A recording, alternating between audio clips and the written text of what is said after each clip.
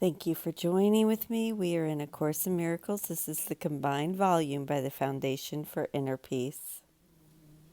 We are picking up our reading in Chapter 29, The Awakening, Section 2, The Coming of the Guest. We are on paragraph 6. And honestly, I don't like the way it left off, so...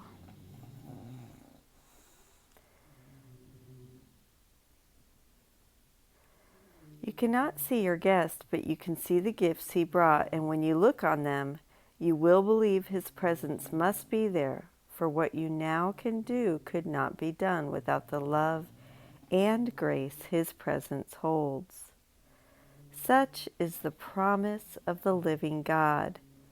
His Son have life, and every living thing be part of him, and nothing else have life. What you have given life is not alive, and symbolizes but your wish to be alive apart from life, alive in death, with death perceived as life, and living death. Confusion follows on confusion here, for on confusion has this world been based, and there is nothing else it rests upon. Its basis does not change, although it seems to be in constant change. Yet what is that except the state confusion really means? Stability to those who are confused is meaningless, and shift and change become the law on which they predicate their lives. The body does not change. It represents the larger dream that change is possible.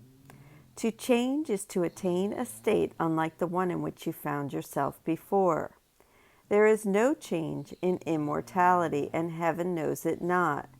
Yet here on earth it has a double purpose, for it can be made to teach opposing things, and they reflect the teacher who is teaching them.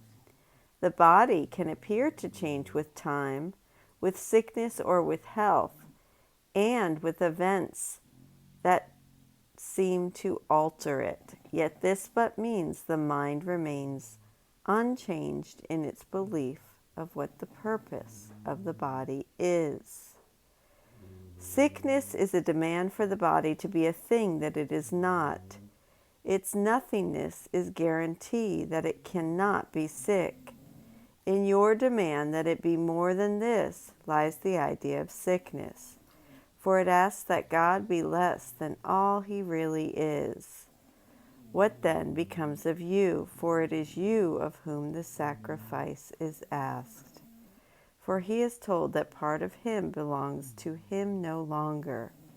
He must sacrifice yourself, and in his sacrifice are you made more, and he is lessened by the loss of you. And what is gone from him becomes your God, protecting you from being part of him. The body that is asked to be a God will be attacked because its nothingness has not been recognized. And so it seems to be a thing with power in itself, as something it can be perceived and thought to feel and act, and hold you in its grasp as prisoner to itself. And it can fail to be what you demanded that it be, and you will hate it for its littleness, unmindful that the failure does not lie in that it is not more than it should be, but only in your failure to perceive that it is nothing. Yet its nothingness is your salvation from which you would flee. As something is the body asked to be God's enemy, replacing what he is with littleness and limit and despair. It is his loss you celebrate when you behold the body as a thing you love or look upon as a thing you hate. For if he be the sum of everything, then what is not in him does not exist, and his completion is its nothingness.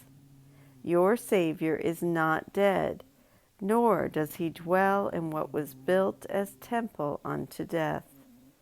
He lives in God, and it is this that makes him Savior unto you, and only this.